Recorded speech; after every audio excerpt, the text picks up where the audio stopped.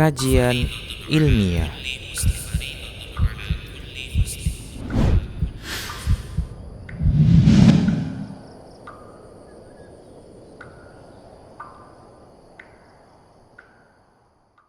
Bismillahirrahmanirrahim. Assalamualaikum warahmatullahi wabarakatuh.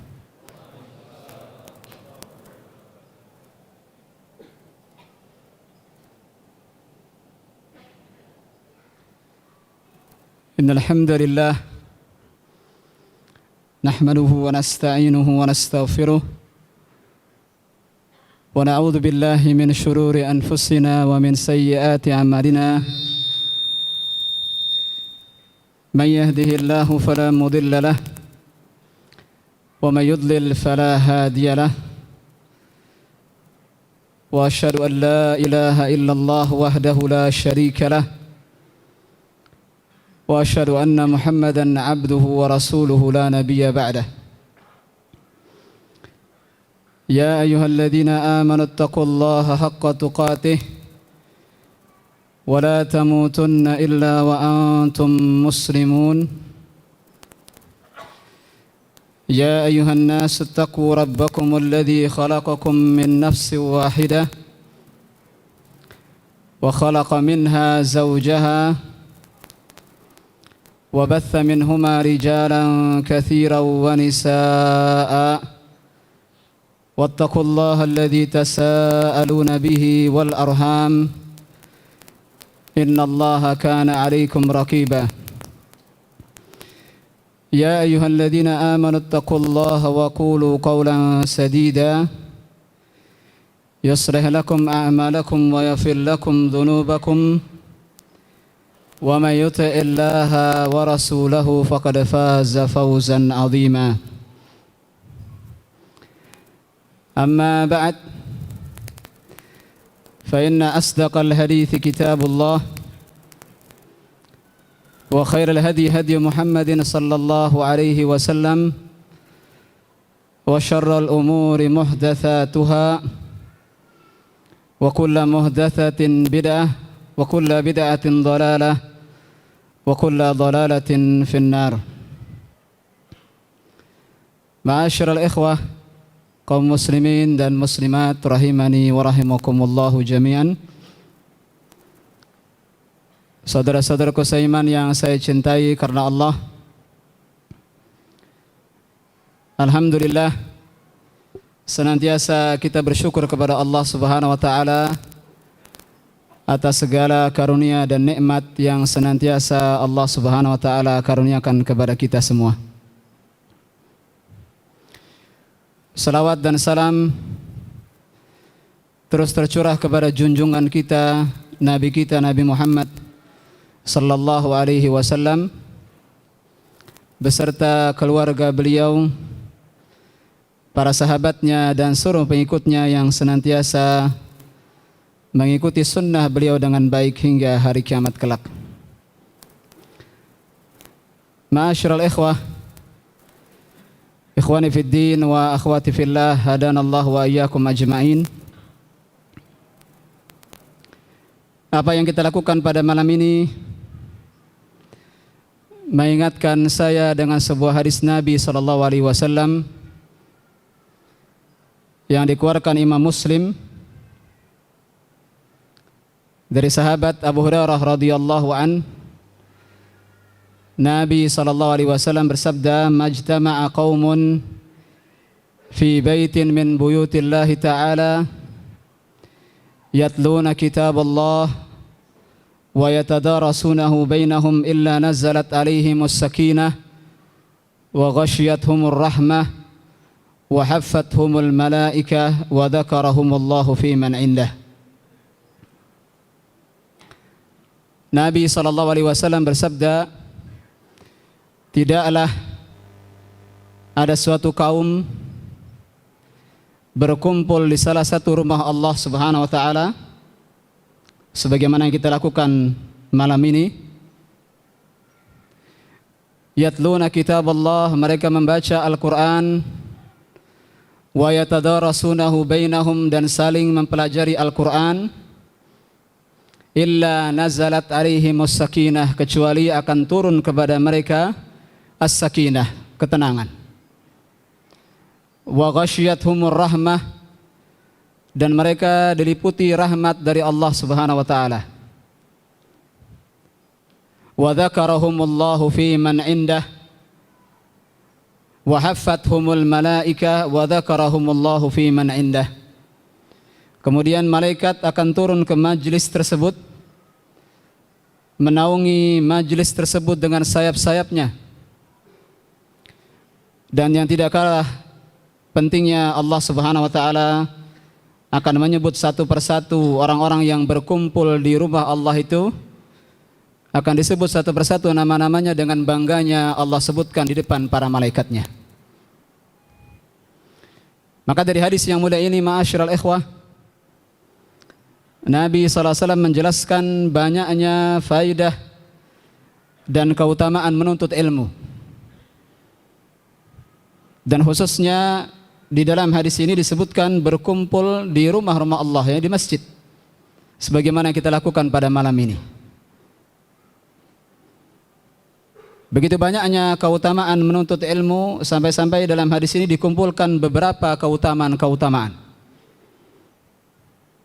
Yang pertama, akan turun kepadanya rahmat, ketenangan. Akan diturunkan kepada mereka as-sakinah, ketenangan. Wa ghasyiyatuhumur rahmah. Kemudian yang kedua, Allah Subhanahu wa taala akan meliputi majlis tersebut dengan rahmatnya. Wa haffathumul malaikah, dan malaikat-malaikatnya, malaikat-malaikat Allah Subhanahu wa taala turun, kemudian menaungi majlis tersebut dengan sayap-sayap mereka. Dan yang terakhir, wa dzakarahumullahu fi man indah, Allah Subhanahu wa taala akan menyebut satu persatu nama-nama mereka yang hadir dengan bangganya Allah SWT sebutkan di depan para malaikatnya. Maka dengan memohon kepada Allah Subhanahu wa taala dengan nama-nama dan sifat-sifatnya yang maha tinggi, maha indah, maha sempurna, kita memohon kepada Allah agar kita semua dimasukkan ke dalam hadis tersebut. Ma'asyiral ikhwah, kaum muslimin dan muslimat rahimani wa rahimakumullah. Hari ini adalah hari yang berbahagia buat saya, karena ini adalah hari pertama saya menginjakkan kaki di kota Medan, yang semoga Allah Subhanahu wa taala menjaga penduduknya dan memberikan hidayah kepada penduduknya. Dan mudah-mudahan ini sebagai sebuah permulaan silaturahim dan permulaan tali ukhuwah karena Allah Subhanahu wa taala. Kita berukhuwah karena Allah. Kita bersatu karena Allah. Kita berpisah karena Allah. Dan kita berkumpul karena Allah. Dan harapannya sebagaimana Allah kumpulkan kita semua di majlis ini, kelak kita semua dikumpulkan di surganya. Amin ya rabbal alamin. Al-ikhwa wal akhwat, saudara-saudaraku seiman yang saya cintai karena Allah, materi yang diamanahkan kepada saya terkait dengan metode dalam menuntut ilmu. Sebelum kita membahas inti daripada pembahasan pada malam ini, sedikit kita menyinggung beberapa hal yang kiranya penting disebutkan. Bahwa yang pertama, ilmu yang kita bahas ini, ilmu yang kita maksudkan dalam judul ini adalah al-ilmu syar'i, ilmu agama. Bukan ilmu-ilmu yang lainnya. Kita tidak akan bicara tentang ilmu matematika.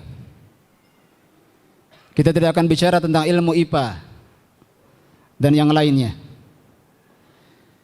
Pokok bahasan kita pada malam ini insyaallah terkait dengan al-ilmu syar'i, ilmu agama.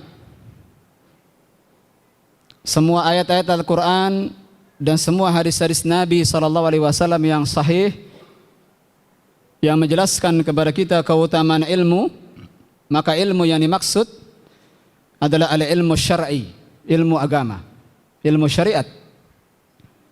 Ilmu yang diambil dari Al-Quran dan As-Sunnah dengan pemahaman As-Salafus Salih.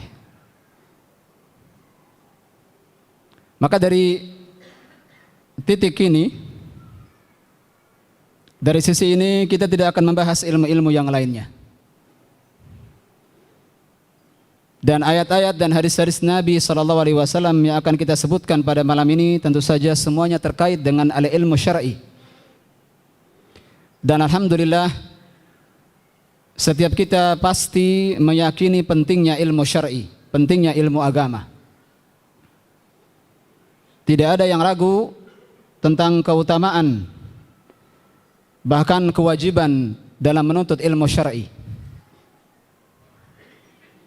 Dan berikut kita akan mengingatkan kepada jamaah sekalian, mengingatkan kepada kita semua ayat-ayat Al-Quran dan hadis-hadis Nabi SAW yang terkait dengan keutamaan menuntut ilmu syar'i.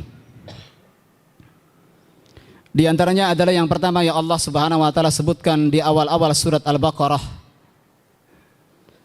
Allah Subhanahu wa taala menyebutkan kepada kita di awal-awal surat Al-Baqarah kisah penciptaan Nabi Adam alaihissalam. Dan kita tahu bahwa Allah Subhanahu wa taala mengajarkan kepada Adam nama-nama segala sesuatu. Sebagaimana yang Allah firmankan, wa 'allama Adamal asma'a kullaha thumma 'aradahum 'alal malaikati faqala anbi'uni bi asma'i haula'i in kuntum sadiqin. Setelah mengajarkan kepada Adam nama-nama segala sesuatu, kemudian Allah Subhanahu wa taala ingin menunjukkan kepada para malaikat keutamaan Adam di atas mereka.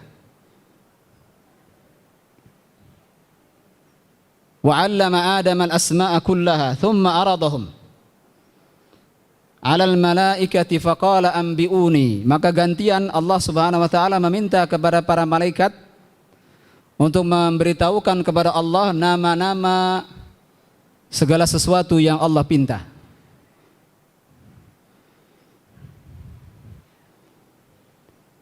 Maka dengan lugasnya para malaikat mengatakan,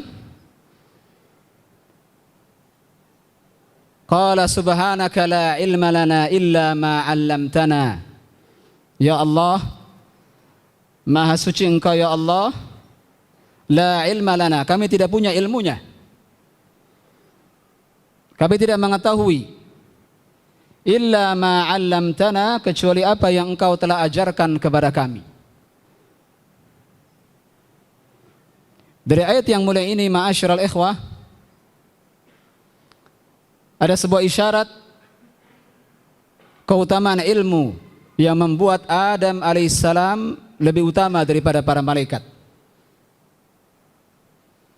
Bahkan kita tahu bahwa para malaikat sampai-sampai Allah perintahkan untuk sujud kepada Adam alaihissalam. Dan tidaklah keutamaan ini Allah berikan kepada Adam kecuali karena ilmunya, bukan karena yang lainnya. Kalau keutamaan diambil dari penciptaan, maka kita akan lihat penciptaan Adam lebih jelek daripada penciptaan para malaikat. Kita tahu bahwa Nabi Adam alaihissalam Allah ciptakan dari at-tin, dari tanah yang bercampur dengan air, atau dalam bahasa kita tanah liat. Sedangkan malaikat kita ketahui Allah Subhanahu wa taala ciptakan dari cahaya, an-nur. Apakah bisa dibandingkan makhluk yang dibuat dari tanah dengan makhluk yang dibuat dari cahaya? Kalau kita mau bandingkan dari segi keutamaan, tentu semua akan bersepakat bahwa yang diciptakan dari cahaya tentu akan lebih mulia. Tapi kenyataannya tidak. Malaikat diperintahkan oleh Allah Subhanahu wa taala untuk sujud kepada Adam alaihissalam. Dan ini menunjukkan ilmunya. Ilmunya lah yang menyebabkan Nabi Adam alaihissalam lebih utama daripada para malaikat. Karena itulah nanti akan disebutkan ada sebuah hadis, dan tadi di awal sudah kita singgung terkait dengan malaikat datang di majelis-majelis ilmu sambil menaungi sayapnya mengikuti malaikat-malaikat mereka pendahulu dulu ketika sujud kepada Adam alaihissalam. Maka setelah ini, setelah peristiwa yang disebutkan dalam surat Al-Baqarah tadi, manakala setiap kali malaikat bertemu dengan para penuntut ilmu, bertemu dengan majelis-majelis ilmu, mereka pasti duduk di situ. Mereka merendahkan sayap-sayap mereka, bahkan menaungi majelis tersebut dengan sayap-sayap mereka. Ridwan bima yasna, karena ridho, senang terhadap apa yang dilakukan para penuntut ilmu. Dan ayat tadi juga ada sebuah isyarat yang penting diingatkan di sini, bahwa tidak usah malu untuk mengatakan kita tidak tahu manakala kita tidak tahu. Kita lihat ketidakraguan para malaikat ketika mengatakan la ilma lana illa ma 'allamtana. Tidak ada ilmu, kami tidak punya ilmu kecuali yang Engkau ajarkan ya Allah. Yani ketika malaikat ditanya tentang nama-nama benda-benda yang Allah minta untuk disebutkan namanya tidak bisa menjawab, maka dengan tanpa ragu, tanpa malu, tanpa gengsi, mereka mengatakan la ilma lana, kami tidak punya ilmunya. Ya, ini sebuah isyarat yang sangat kuat bahwa manakala kita ditanya tentang satu hal yang tidak kita ketahui, maka jalan keselamatan adalah kita mengatakan dengan jujur kita tidak tahu. Dan insya Allah itu tidak akan mengurangi derajat seseorang, tidak akan menghinakan seseorang, bahkan menambah izzahnya, karena dia tawadhu karena Allah. Apalagi kalau sudah terkait dengan urusan agama. Kalau kita ditanya tentang urusan agama yang tidak kita ketahui, lalu kita paksakan diri kita menjawab, maka apa kira-kira yang akan terjadi? Kita akan menjawab sekenanya, bahkan bisa jadi akan keluar fatwa tanpa ilmu. Dan bisa jadi sangat besar kemungkinan kita salah. Akhirnya kesalahan itu diikuti oleh banyak orang. Dan ketika kesalahan itu diikuti banyak orang, maka kesalahan itu kelak akan dihitung oleh Allah Subhanahu wa taala sebagai kelipatan-kelipatan dari kesalahannya. Dia telah sesat dan menyesatkan orang. Maka di sini isyarat yang juga tidak kalah pentingnya saya ingatkan dari peristiwa penciptaan Adam alaihissalam dan dimintanya para malaikat untuk menjawab pertanyaan dari Allah Subhanahu wa taala. Ma'asyiral ikhwah rahimani wa rahimakumullah. Ayat yang kedua terkait dengan keutamaan menuntut ilmu agama, menuntut ilmu syar'i adalah firman Allah Subhanahu wa taala dalam surat Thaha. Allah Subhanahu wa taala berfirman, "Wa qur rabbi zidni ilma." Potongan sebuah ayat di surat Thaha ayat 114. Wa qur rabbi zidni ilma, dan katakanlah, ini perintah ini perintah kepada Nabi kita Nabi Muhammad sallallahu alaihi wasallam, dan katakanlah rabbi zidni ilma, doa yang masyhur yang bisa jadi kita sudah menghafalnya sejak kecil. Rabbi zidni ilma, potongan sebuah ayat dalam surat Thaha ayat 114. Ya Allah, ya Rabbi, zidni ilma, tambahkan kepadaku ilmu.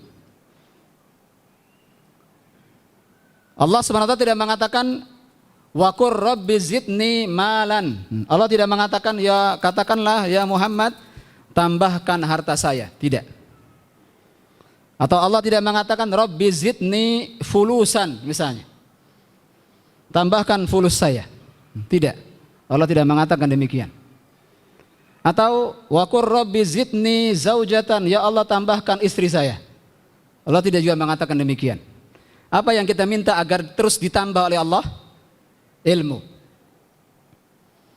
Kalau seandainya ada hal lain yang lebih pantas kita minta kepada Allah untuk ditambahkan, pasti akan disuruh. Kalau ada hal lain selain ilmu yang berhak kita minta kepada Allah untuk ditambahkan kepada kita, pasti akan disuruh. Tapi karena di sini yang kita minta kepada Allah adalah ilmu, Maka ini menunjukkan keutamaan ilmu. Wa qur rabbi zidni ilma. Dan bertambahnya ilmu, ma'asyiral ikhwah rahimani wa rahimakumullah, tentu saja berimplikasi kepada bertambahnya amal. Dan implikasi yang lainnya adalah bertambahnya pengetahuan kita tentang keagungan Allah Subhanahu wa taala yang nanti akhirnya akan melahirkan sifat dan rasa takut kita kepada Allah Subhanahu wa taala. Karena itulah Allah Subhanahu wa taala menyebutkan di antara sifat para ulama, innama yakhsyallaha min ibadihil ulama. Sesungguhnya yang paling takut dari hamba-hamba Allah kepada Allah adalah al-ulama, para ulama. Karena semakin bertambah ilmunya, semakin bertambah keyakinannya tentang keagungan Allah Subhanahu wa taala. Semakin bertambah kebesaran Allah Subhanahu wa taala di hatinya, maka akan semakin bertambah rasa takutnya kepada Allah. Maka dari sini ma'asyiral ikhwah, ilmu itu dipelajari, kita tambah terus ilmu ini dalam rangka untuk diamalkan yang nanti harapannya akan menambah rasa takut kita kepada Allah. Tujuan akhir belajar ilmu syar'i bukan memperbanyak hafalan ayat, bukan sekedar memperbanyak hafalan hadis sehingga bisa kita gunakan untuk berbantah-bantahan dengan sesama muslim atau bergaya-gaya di depan orang memperlihatkan banyaknya hafalan. Bukan itu yang kita cari dari ilmu. Tujuan kita belajar ilmu syar'i ini adalah akhirnya adalah membuat kita semakin takut kepada Allah tabaraka wa taala. Ma'asyiral ikhwah kaum muslimin wal muslimat rahimani wa rahimakumullah. Masih banyak sebenarnya ayat-ayat lainnya yang terkait dengan keutamaan menuntut ilmu syar'i. Kita tutup dengan satu ayat lagi. Itu firman Allah Subhanahu wa taala dalam surat Al-Imran ayat 18. Allah Subhanahu wa taala berfirman, syahidallah annahu la ilaha illahu wal malaikatu wa ulul ilmi qa'iman bil qist la ilaha illa huwal azizul hakim. Allah Subhanahu wa taala menyebutkan dalam surat Al-Imran ayat 18 tentang persaksian Allah. Syahidallah, Allah bersaksi, annahu la ilaha illa huwa, bahwasanya tidak ada ilah, tidak ada Tuhan yang berhak disembah kecuali Dia, kecuali Allah Subhanahu wa taala. Wal malaikatu wa ulul ilm. Kemudian setelah itu Allah menyebut dua makhluknya yang juga ikut bersaksi bersama Allah. Persaksian tauhid. Sama-sama bersaksi la ilaha illallah, persaksian yang paling besar, persaksian agung yang disaksikan oleh Allah yang Maha Agung. Kita lihat di sini, yang bersaksi adalah Allah yang Maha Agung. Persaksiannya kalimat tauhid, kalimat yang paling agung dalam agama kita, la ilaha illallah. Dan disaksikan juga oleh dua makhluknya. Ada dua makhluknya disebutkan dalam surat Al-Imran ini. Yang pertama, wal malaika, para malaikat, wa ulul ilm, dan para ahli ilmu. Dan ahli ilmu yang tahu tentang la ilaha illallah tentu saja ahli ilmu agama. Ahli ilmu syar'i. Lihat ma'asyiral ikhwah, di ayat ini Allah SWT menggandengkan namanya dengan dua makhluknya. Dan digandengnya mereka dengan Allah dalam ayat ini untuk mempersaksikan sesuatu yang agung. Menjadi saksi. Kalau seseorang yang layak ditunjuk jadi saksi di sebuah pengadilan, tentu saja hakim pasti akan memilih orang yang paling jujur. Tidaklah seseorang itu dijadikan sebagai saksi kecuali karena kejujurannya. Tidaklah saksi itu hukum asalnya, saksi itu tidaklah berbicara kecuali jujur. Hukum asalnya begitu. Maka yang paling berhak untuk dijadikan sebagai saksi adalah orang-orang yang jujur. Dan lihat di sini, Allah SWT memilih dua makhluknya digandengkan dengan Allah dalam satu ayat. Selain Allah yang Maha Agung bersaksi annahu la ilaha illa huwa, yang juga bersaksi bersama Allah para malaikat dan para ahli ilmu. Kalau ada orang lain, kalau ada makhluk lain yang juga perlu disebutkan dalam ayat ini, pasti akan disebutkan. Dan yang disebutkan hanya dua, para malaikat dan ahli ilmu. Dan digandengkannya para ulama dengan malaikat, ini sendiri sudah sebuah keutamaan. Kita semua tahu bahwa para malaikat Allah Subhanahu wa taala ciptakan mereka dari cahaya. Dan Allah Subhanahu wa taala ciptakan mereka hanya untuk beribadah kepada Allah. Makhluk yang murni baik yang tidak pernah bermaksiat adalah malaikat.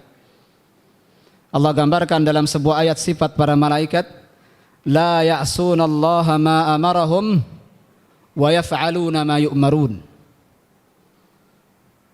Tidak pernah bermaksiat terhadap apa yang Allah perintahkan dan bersegera untuk melakukan apa yang Allah perintahkan. Ada makhluk seperti itu. Itu para malaikat. Dan digandengkannya para ulama dengan malaikat sebenarnya sudah cukup menjadi keutamaan. Lalu bagaimana kalau seandainya digandengkan juga dengan Allah Tabaraka wa Ta'ala dalam ayat ini?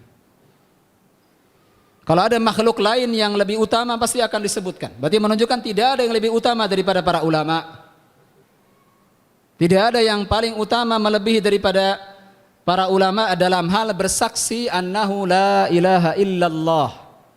Bahwasanya tidak ada ilah yang berhak disembah kecuali Allah Subhanahu wa taala saja.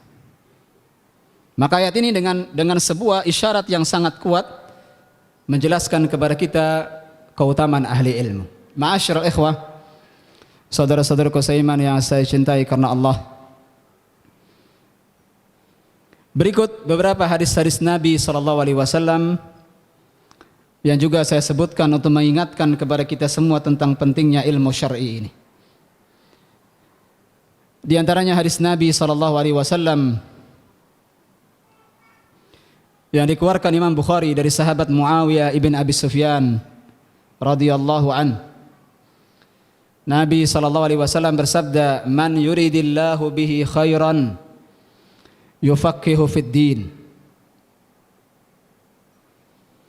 Man yuridillahu bihi khairan, barang siapa yang Allah Subhanahu wa taala inginkan baginya mendapatkan kebaikan, yufaqihu fid din, niscaya Allah Subhanahu wa taala akan pahamkan dia tentang agama.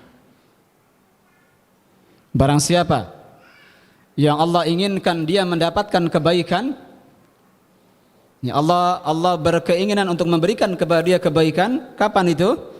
Bagaimana tandanya? Apa tanda seorang hamba yang Allah inginkan dia mendapatkan kebaikan? Tandanya adalah yufaqihu fid din, manakala Allah memahamkan kepadanya ilmu agama ini.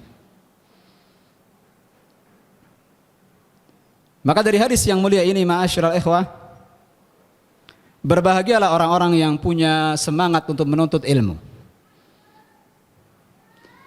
Berbahagialah siapa saja yang bersemangat untuk mempelajari Al-Quran dan As-Sunnah. Berbahagialah orang-orang yang punya kecondongan untuk memahami agama ini. Karena ini tanda Allah menginginkan kepadanya kebaikan. Dan kita berharap kita semua yang hadir di majelis ini termasuk orang-orang yang Allah inginkan kepada kita kebaikan. Dan mafhumul mukhalafah dari hadis ini, pemahaman kebalikan dari hadis ini, perhatikan dengan baik. Maka orang-orang yang tidak punya semangat mempelajari ilmu agama, tidak punya kecondongan untuk mempelajari ilmu agama, bukan orang-orang yang Allah inginkan kebaikan baginya. Na'udzubillah. Artinya Allah menginginkan kepada mereka keburukan.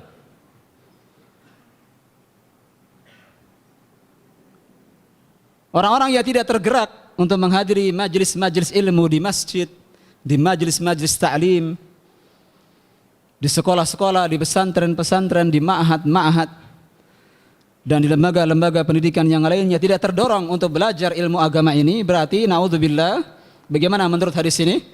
Bukan orang-orang yang Allah inginkan kepadanya kebaikan.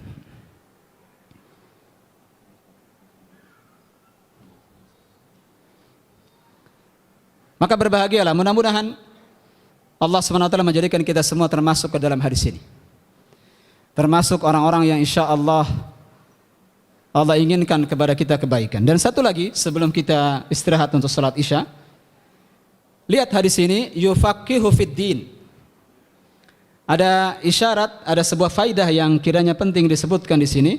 Allah akan pahamkan kepadanya ilmu agama. Artinya, kalau kita diberikan ilmu agama, punya kemampuan menghafal yang kuat, cerdas dalam memahami Al-Quran dan Sunnah, ketahuilah itu semua Allah yang ajarkan, bukan semata-mata kepandaian kita. Dan ini isyarat agar tidak sombong manakala Allah kasih kemampuan agama. Kelebihan dalam ilmu agama bukan hal yang patut disombongkan, karena ini sebenarnya adalah dari siapa? Dari Allah Subhanahu wa taala, bukan dari kecerdasan kita. Maka seharusnya orang yang tawadhu, orang yang rendah hati, yang lebih berhak untuk mengamalkan sifat tawadhu para penuntut ilmu. Karena mereka tahu bahwa ilmu ini Allah berikan kepada dia, bukan karena kepandaian, bukan karena kekuatan hafalannya, bukan karena semangatnya, bukan itu saja. Tapi faktor terpenting yang menyebabkan seseorang diberikan ilmu adalah karunia dari Allah Subhanahu wa taala. Ma'asyiral ikhwah rahimani wa rahimakumullah, kita sambung dengan salat Isya, kemudian insyaallah kita akan lanjutkan lagi pembahasan pada kesempatan malam ini. Assalamualaikum warahmatullahi wabarakatuh. Bismillahirrahmanirrahim. Assalamualaikum warahmatullahi wabarakatuh. Alhamdulillahi rabbil alamin, wassalatu wassalamu ala asyrafil anbiya'i wal mursalin, nabiyina Muhammadin wa ala alihi wa sahbihi wa man tabi'ahum bi ihsanin ila yaumiddin, wa ba'd. Ma'asyiral ikhwah, kaum muslimin dan muslimat rahimani wa rahimakumullahu jami'an.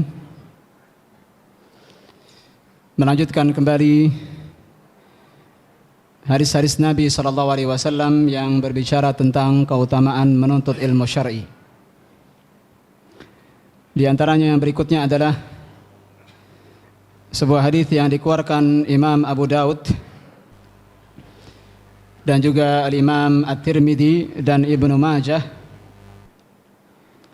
dan hadis ini disahihkan oleh Al-Albani, dan sebagian riwayatnya disebutkan dalam Sahih Muslim. Nabi SAW bersabda, "Man salaka tariqan yaltamisu fihi ilman sahalallahu lahu bihi tariqan ilal jannah." Barang siapa yang menempuh suatu jalan, yaltamisu fihi ilman, di situ dia mempelajari ilmu agama, sahalallahu lahu bihi tariqan ilal jannah, maka Allah Subhanahu wa taala akan mudahkan jalannya menuju surga.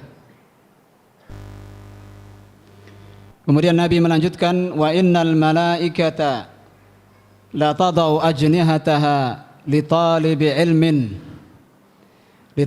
ilm ridhan bima yasna, dan sungguh para malaikat merendahkan sayap-sayap mereka kepada para penuntut ilmu karena ridha, karena senang dengan apa yang mereka lakukan. Wa innal alim la yastaghfiru lahu man fis samawati wa man fil ard, dan sungguh seorang alim dalam ilmu agama, seluruh penghuni langit dan bumi memohonkan ampun untuknya. Hatta al-hitana fi jawfil ma, sampai-sampai juga ikan paus yang berada dalam lautan. Wa inna fadlal alim 'alal 'abid ka fadlil qamari lailatal badri 'ala sa'iril kawakib.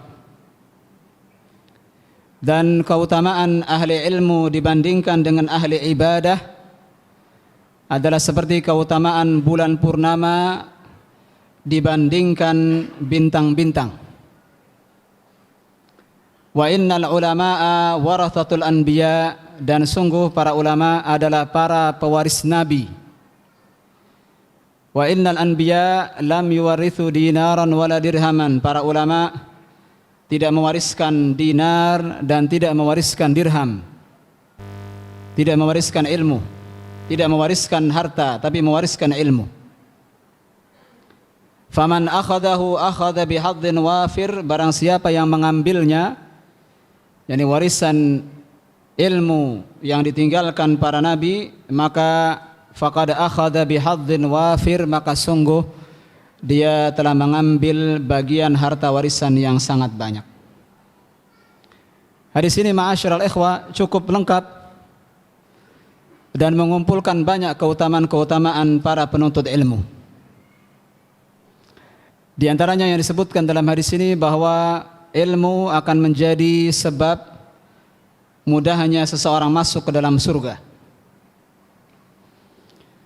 Dan tentu ilmu yang akan mengantarkan kita masuk ke dalam surga adalah ilmu yang diamalkan. Karena dengan ilmu kita dapat mengetahui mana yang halal dan mana yang haram. Dengan ilmu kita dapat mengetahui apa yang diwajibkan. Dengan ilmu kita tahu bahwa ini boleh dilakukan dan ini tidak boleh dilakukan. Dengan ilmu kita mengetahui jalan-jalan yang dapat memasukkan kita ke dalam surga, dan dengan ilmu kebalikannya kita mengetahui mana jalan-jalan yang dapat menjerumuskan kita ke dalam neraka. Maka dengan ilmu yang kita punya, yang kita amalkan, dengannya Allah Subhanahu wa taala akan mudahkan kita masuk ke dalam surga. Orang-orang yang berilmu seperti orang yang berjalan di atas jalan dan dia mematuhi semua rambu-rambu yang ada, maka dia akan selamat. Ketika lampu sudah merah, maka dia akan berhenti, maka dia akan selamat. Ketika dia tahu rambu ini adalah rambu yang hakikatnya tidak boleh kita seberangi, maka tidak akan kita seberangi, maka kita akan selamat. Maka dengan ilmu kita dapat mengetahui rambu-rambu yang Allah telah tetapkan di atas muka bumi ini. Dan dengan mematuhi rambu-rambu tersebut, insya Allah Allah Subhanahu wa taala akan mudahkan kita masuk ke dalam surga. Kemudian dalam hadis ini ma'asyiral ikhwah juga terdapat keutamaan lainnya. Yang kedua adalah bahwa para malaikat merendahkan sayap-sayapnya kepada para penuntut ilmu, li talibil ilm. Lihat kalimatnya di sini, li talibil ilm, untuk penuntut ilmu. Nabi tidak mengatakan untuk ulama, tapi untuk para penuntut ilmu. Nah, kita semua di sini adalah para penuntut ilmu. Para malaikat yang sekarang ada mengikuti pendahulu mereka dari malaikat-malaikat yang dulu sujud kepada Adam alaihissalam karena keutamaan ilmu yang dia punya. Maka setelah peristiwa itu, tidaklah ada malaikat menemukan majlis-majlis ilmu kecuali mereka akan duduk. Kecuali mereka pasti akan merendahkan sayap-sayapnya kepada para penuntut ilmu. Ini para penuntut ilmu. Para malaikat merendahkan sayap-sayap mereka. Lalu bagaimana dengan para ulama? Maka ini keutamaan yang besar. Merugilah orang-orang yang tidak mendapatkan keutamaan ini. Kemudian faedah berikutnya bahwa orang-orang yang berilmu didoakan ampunan oleh seluruh makhluk di langit maupun di bumi. Karena kebaikan yang dia ajarkan kepada seluruh manusia, semua merasakan kebaikan itu. Dengan adanya para ulama, maka kebaikan akan tersebar, keburukan akan terhenti atau paling tidak teredam. Karena kalau kita tidak disibukkan dengan kebaikan, kita akan disibukkan dengan keburukan. Para ulama akan mengajarkan wajibnya mentauhidkan Allah Subhanahu wa taala. Maka ini kebaikan untuk penghuni bumi. Para ulama akan mengajarkan wajibnya berbakti kepada orang tua. Dan ini kebaikan bagi seluruh manusia. Para ulama akan mengajarkan bahwa orang terbaik, laki-laki terbaik adalah laki-laki yang terbaik bagi istrinya. Maka ini kebaikan bagi alam. Bahkan para ulama akan mengajarkan bagaimana cara berbuat baik kepada binatang. Sampai-sampai yang merasakan faidah keberadaan para ulama adalah ikan paus yang ada di dalam lautan sana. Sampai-sampai dalam hadis ini, wa annal hitana la yastaghfiru al-alim. Sampai-sampai ikan paus memohonkan kepada Allah ampunan bagi para ulama. Karena ikan paus mendapatkan faidah dari adanya para ulama. Itulah rahasia mengapa disebutkan di sini ikan paus. Karena seluruh makhluk akan merasakan kebaikan yang diajarkan para ulama kepada manusia. Sampai-sampai faidahnya dirasakan binatang. Karena kita tahu tidak boleh kita semena-mena terhadap binatang. Bahkan kita tahu bahwa Nabi sallallahu alaihi wasallam pernah menyampaikan bahwa ada seorang perempuan masuk neraka karena kucing. Disebutkan dalam Sahih Bukhari dan Sahih Muslim, wanita tersebut menahan kucingnya dan tidak memberi makan dan tidak memberikan minum kepadanya sampai dia mati. Akhirnya wanita tadi masuk ke dalam neraka. Dan para ulama juga akan mengingatkan kita kepada seorang pelacur dari kalangan Bani Israel yang diampuni oleh Allah dosa-dosanya karena memberi minum kepada anjing yang kehausan. Dalam Sahih Bukhari. Yang tahu hal ini para ulama dan akan mengajarkannya kepada umat. Maka setelah seseorang belajar ilmu, dia akan bertambah rahmat kepada manusia. Dan akan bertambah rahmat kepada makhluk seluruhnya. Hatinya akan merasa lembut, bertambah ketakwaannya, bertambah keimanannya, dan bertambah takutnya kepada Allah Tabaraka wa Ta'ala. Maka sudah sepantasnya orang yang menuntut ilmu adalah orang yang menunjukkan akhlak mulia di tengah masyarakat. Ilmu itu dipelajari bukan membuat orang semakin keras. Tidak, ilmu itu dipelajari agar semakin kita menjadi lembut hatinya. Maka wajar saja jika Allah Subhanahu wa Ta'ala menjadikan diutusnya Nabi kita Nabi Muhammad sallallahu alaihi wasallam sebagai rahmatan lil alamin. Sebagaimana firman-Nya, "Wa ma arsalnaka illa rahmatan lil alamin." Dan tidaklah kami, ini Allah Subhanahu wa taala mengutusmu wahai Muhammad illa rahmatan lil alamin, kecuali sebagai rahmat bagi alam semesta. Ma'asyiral ikhwah rahimani wa rahimakumullah, juga disebutkan dalam hadis ini ada perbedaan yang menonjol antara ahli ilmu dengan ahli ibadah. Ya, terkadang kita temukan adanya sebagian orang tidak diberikan ilmu tapi giat dalam beribadah. Ada orang yang diberikan ilmu tapi ibadahnya biasa-biasa saja. Lalu ada kebalikannya, ada orang yang ahli ibadah tapi sayang tidak diberikan ilmu. Di sini Nabi sallallahu alaihi wasallam mengatakan keutamaan ahli ilmu dibandingkan dengan ahli ibadah seperti keutamaan bulan purnama saat pertengahan bulan dibandingkan dengan bintang-bintang. Ini bintang-bintang walaupun banyak tapi cahayanya tidak bisa mengalahkan cahaya bulan purnama. Dan perumpamaan tadi, perumpamaan para ulama diperumpamakan dengan bulan purnama, dan ahli ibadah diperumpamakan seperti bintang-bintang, berarti menunjukkan sedikitnya ulama dan banyaknya ahli ibadah. Karena bintang banyak, sedangkan bulan ada berapa? Hanya ada satu. Sedikitnya para ulama, sedikitnya orang-orang yang mempunyai keluasan ilmu, kedalaman ilmu dalam hal ilmu agama ini, sehingga keberadaan mereka terkadang begitu sulit dicari di banyak daerah. Terkadang ada beberapa tempat tidak ditemukan satupun orang yang bisa mengajarkan mereka bagaimana cara sholat. Adapun kita yang tinggal di kota, ini hal yang merupakan nikmat dari Allah. Terkadang kita bertemu dengan para ahli ilmu, tidak bertemu dengan para ulama, paling tidak bertemu dengan murid-muridnya para ulama.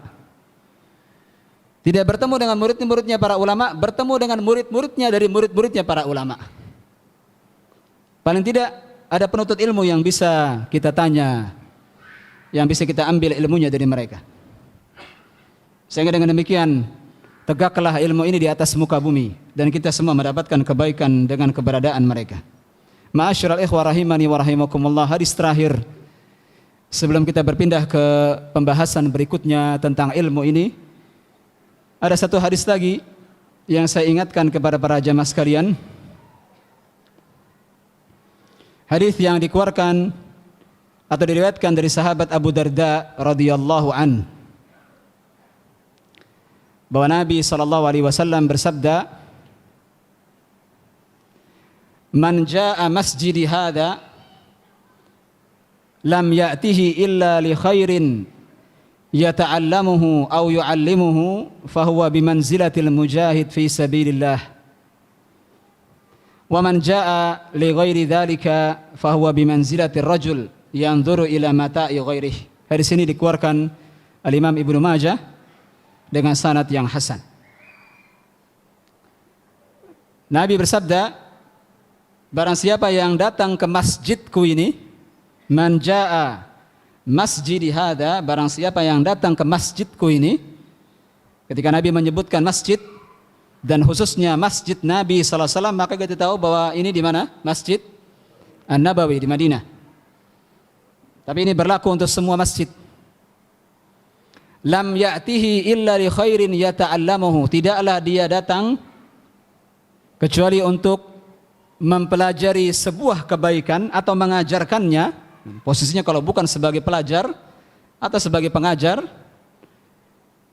fahuwa bimanzilatil mujahid fi sabilillah, maka sungguh posisinya adalah seakan-akan dia mujahid yang berjihad di jalan Allah.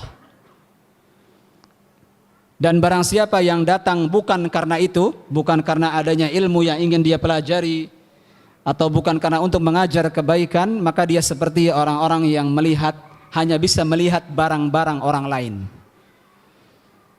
Jadi dia hanya bisa menikmati, memandangnya saja, tapi tidak bisa memilikinya. Dan ini kerugian. Hadis ini saya sebutkan karena adanya sebagian orang yang meremehkan majelis ilmu. Sebagiannya mengatakan, kapan jihadnya kalau terus belajar? Sebagian meremehkan mempelajari taharah, mempelajari cara bersuci, mempelajari cara salat, meremehkan bagaimana cara berpuasa Ramadan, meremehkan ilmu-ilmu syar'i pada umumnya, dan dia mengatakan kalau belajar terus kapan jihadnya? Saya katakan sungguh yang sedang belajar ini, apa kata Nabi sallallahu alaihi wasallam, posisi mereka seperti mujahid fi sabilillah. Maka setelah mendengar hadis ini, Abu Darda radhiyallahu an berkata, yang mudah-mudahan menjadi pengingat bagi kita semua yang meremehkan majelis-majelis ilmu. Kata Abu Darda, dan ini disebutkan oleh Al-Imam Ibn Abdul Bar dalam kitabnya Jami' Akhlaqur Rawi. Abu Darda radhiyallahu anhu mengatakan, man ra'a al-ghuduwa war-rawaha ila al-ilm laisa bijihad faqad naqasa aqluh. Kata Abu Darda, barang siapa yang menganggap pagi sore bolak-balik belajar ilmu agama bukan jihad, maka sungguh dia telah kurang akalnya. Orang kurang akalnya maksudnya adalah orang bodoh. Yang mengucapkan kalimat itu orang bodoh. Yang menganggap bahwa menuntut ilmu bukan jihad, maka orang ini orang yang tidak bisa diambil perkataannya karena orang yang kurang akalnya. Dan siapa yang disifati dalam hadis-hadis yang kurang akalnya? Siapa di antaranya? Wanita. Kalau wanita kurang akalnya bukan karena kemauan dia. Ketika Nabi mengatakan bahwa wanita kurang akalnya dan kurang agamanya, ini bukan penghinaan kepada para wanita. Nabi menjelaskan hakikat wanita. Dia kurang agamanya. Kenapa kurang agamanya? Karena ada saat-saat dia tidak sholat, ada saat dia haid, dan ada saat dia nifas, sehingga terkadang libur dari mengerjakan sholat. Adapun kita, ada saat libur sholat? Tidak, maka dia kurang agamanya dibandingkan laki-laki. Kemudian kurang akalnya karena persaksian satu orang laki-laki sebanding dengan persaksian dua orang wanita. Kalau wanita disifati dengan sifat itu bukan karena penghinaan, tapi karena kenyataan yang memang dialami wanita. Dan ini bukan aib bagi wanita. Tapi yang aib adalah jika ada seorang laki-laki mengatakan bahwa menuntut ilmu bukan jihad, sebagaimana perkataan Abu Darda radhiyallahu an. Bahkan jihad yang dia ramaikan, yang dia promosikan di mana-mana, yang dia sebarkan ajakan untuk berjihad, jihad itu sendiri pun perlu fikih. Jihad itu sendiri juga perlu ilmu. Karena jihad punya rambu-rambu yang telah dijelaskan dalam Al-Quran dan dijelaskan dalam hadis-hadis Nabi SAW. Ada adab-adab yang penting diperhatikan. Ada rambu-rambu yang mesti diperhatikan dalam berjihad, dan itu tidak mungkin didapatkan kecuali dengan belajar, menuntut ilmu. Maka bahkan seluruh ibadah yang Allah wajibkan kepada kita butuh ilmu. Maka kita belajar ilmu syar'i ini pada hakikatnya kebutuhan kita untuk melaksanakan ibadah yang Allah wajibkan kepadanya. Salat yang 5 waktu wajib, dan kita wajib mempelajari ilmunya. Puasa Ramadan apabila sudah datang, maka wajib bagi kita untuk berpuasa, dan wajib bagi kita mempersiapkan diri dengan mempelajari fikihnya. Dan begitu seterusnya yang terkait dengan ibadah-ibadah kita sehari-hari. Maka dari sini ma'asyiral ikhwah, mempelajari ilmu agama itu melebihi kebutuhan kita terhadap makanan. Kalau makan kita butuh 3 kali sehari atau 2 kali sehari sudah cukup. Tapi kalau terkait dengan ilmu, karena ini terkait dengan ilmu yang terkait dengan ibadah kita sehari-hari, maka lebih dari itu. Ma'asyiral ikhwah, kaum muslimin rahimani wa rahimakumullahu jami'an. Kemudian pembahasan berikutnya yang tidak kalah pentingnya terkait dengan metode mempelajari ilmu syar'i ini. Yang kedua adalah adanya beberapa adab-adab yang penting diperhatikan. Di mana adab-adab ini bisa jadi menjadi kunci sukses kita belajar ilmu agama. Dengan memperhatikan adab-adab ini, maka insya Allah Allah Subhanahu wa taala akan memberikan kita taufik, dimudahkan oleh Allah untuk mempelajari ilmu agama dan paham terhadap ilmu agama ini. Adab yang pertama yang menjadi pondasi seluruh penuntut ilmu, dan ini sebab mengapa dia mempelajari ilmu agama, adalah al-ikhlas. Ini wajib bagi para penuntut ilmu untuk mengikhlaskan niatnya ketika mempelajari ilmu agama ini. Tidaklah dia pelajari ilmu ini kecuali dengan niatan mengharapkan wajah Allah Subhanahu wa taala saja, mengharapkan ridha dari Allah Subhanahu wa taala saja. Dan di antara niatan yang juga dianjurkan kita hadirkan dalam hati kita ketika kita belajar dan menuntut ilmu syar'i adalah niatan kita dalam rangka mengangkat kebodohan dalam diri kita. Sebagaimana perkataan Al-Imam Ahmad Ibn Hanbal rahimahullah, beliau mengatakan al-ilmu la ya'diluhu syai' liman sahhat niyatuh. Mempelajari ilmu agama adalah ibadah yang tidak bisa dikalahkan pahalanya dengan ibadah-ibadah yang lain. Liman sahhat niyatuh, tapi bagi siapa saja yang niatnya benar. Lalu Al-Imam Ahmad mengatakan di antara niatnya adalah niat yang benar, yang wajib dia hadirkan dalam hatinya adalah dia niatkan mempelajari ilmu agama ini dalam rangka menghilangkan kebodohan dari dirinya, terutama terkait dengan kebodohan terhadap masalah-masalah ibadah. Maka ilmu itu tidak dipelajari dalam rangka agar tenar. Ilmu itu dipelajari bukan karena untuk mengejar popularitas. Ilmu itu dikejar bukan untuk mendapatkan harta dunia yang sedikit. Bahkan banyak hadis-hadis Nabi SAW yang mengancam penuntut ilmu yang meniatkan untuk mencari dunia. Sebagaimana yang disebutkan dalam sebuah hadis yang diriwayatkan Imam Muslim, dan hadisnya cukup panjang terkait dengan 3 orang yang nanti akan diadili pertama kali pada hari kiamat. Di antaranya warajulun ta'allamal ilm. Hadis ini dikeluarkan Imam Muslim dalam sahihnya. Nabi bersabda, di antara salah satu dari 3 orang yang nanti akan pertama kali diadili pada hari kiamat adalah warajulun ta'allamal ilmu 'allamah. Seorang laki-laki yang mempelajari ilmu dan mengajarkan ilmunya. Wa qara'al Qur'an, membaca Al-Qur'an Fa'utiya bih, kemudian dia didatangkan pada hari kiamat, dipanggil oleh Allah pada hari kiamat. Fa'arrafahu ni'amah hatta arafaha. Kemudian dia diingatkan oleh Allah tentang dulu nikmat-nikmat yang Allah berikan kepadanya di dunia. Nikmat berupa ilmu, kemahiran membaca Al-Quran, dan seterusnya dan seterusnya. Kemudian dia ditanya. Setelah dia ingat semua nikmat-nikmat tersebut, kemudian dia ditanya.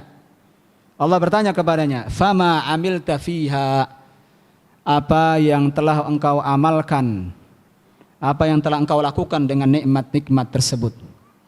Maka orang itu dengan bangganya mengatakan di depan Allah, ta'allamtul ilm wa 'allamtuhu. Aku mempelajari ilmu ini ya Allah, mengajarkannya, dan saya membaca Al-Quran untukmu ya Allah. Orang itu dengan bangganya dan merasa pede mengatakan, aku ini semuanya aku niatkan karena engkau ya Allah. Tapi apa kata Allah tabaraka wa ta'ala? Kadzabta, engkau dusta. Walakinnaka ta'allamta liyuqal alim wa qara'ta al-Qur'an liyuqal qari. Engkau belajar dalam rangka disebut orang alim. Jadi mengejar gelar, mengejar popularitas, ketenaran. Wa qara'tal Qur'an, dan engkau membaca Al-Qur'an dalam rangka untuk disebut qari. Faqad qil, dan kedua julukan tadi sudah engkau dapatkan. Ini ketenaran sudah engkau dapatkan. Tapi tidak mendapatkan apa-apa di sisi Allah tabaraka wa taala. Kemudian dia diseret, fasuhiba ala wajhihi hatta ulqiya finnar. Diseret dengan cara seret yang paling menghinakan. Diseret dengan wajahnya tertelungkup ke tanah, ditarik begitu dari kepalanya. Padahal dulu di dunia orang tenar, orang populer, dikenal ahli agama, dikenal dengan bacaan Al-Qur'annya, tapi di hari kiamat Allah hinakan, diseret kemudian dilemparkan ke dalam neraka. Maka hadis ini ma'asyiral ikhwah mengingatkan kita untuk ikhlas. Kita belajar ini bukan untuk gaya-gayaan. Kita belajar ini bukan ikut tren yang ada. Kita belajar ini bukan dalam rangka mengejar harta dunia yang tidak seberapa.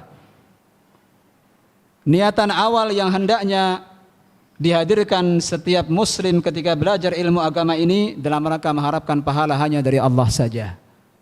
Kemudian dia niatkan untuk mengangkat kebodohan dari dalam dirinya. Dan kewajiban berikutnya, setelah dia menghilangkan kebodohan dari dirinya, maka dia juga mengangkat kebodohan dari orang lain. Maka adab yang kedua, mengajarkan ilmu. Mengajarkan ilmu yang dia punya. Karena ilmu ini yang amanah. Ilmu ini disebarkan, bukan disembunyikan. Bahkan Allah Subhanahu wa taala mencela Bani Israel, rahib-rahib dari kalangan Bani Israel yang menyembunyikan ilmu. Allah laknat orang-orang yang menyembunyikan ilmu. Para malaikatnya juga melaknatnya.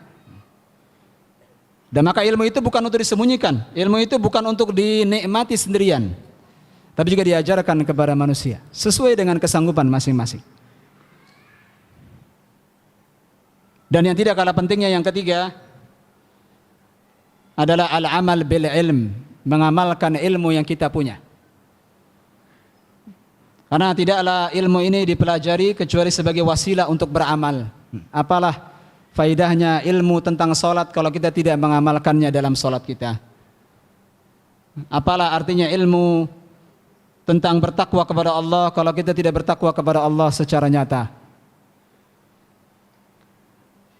Dan ilmu dipelajari sebagai wasilah. Itu tujuan utamanya, kata Al-Imam Asy-Syatibi dalam kitabnya Al-Muwafaqat, tidaklah ilmu itu dipelajari kecuali sebagai wasilah untuk amal.